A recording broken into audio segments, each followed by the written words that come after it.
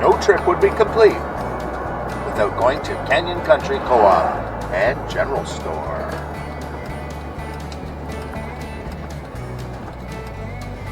We are going to grab a bite to eat at the world famous Grill Shack. People come here for miles around.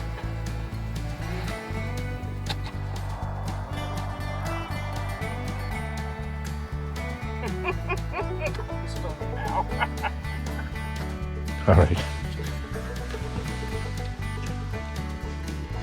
Oh my goodness. They're good. It's off to appreciate this. And what's really good, eh? Oh my goodness. They're nice small fries. The gravy.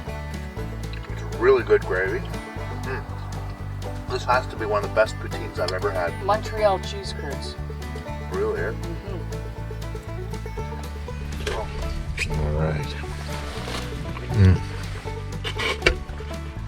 Oh, in case you're looking for these, they're hiding under the poutine. Yeah, there you have it, folks. The Grill Shack. Oh my goodness.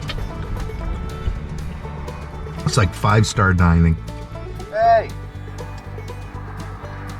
Hello? Excuse me? That was the best. Unbelievable how great it is. Oh yeah. Who made the gravy?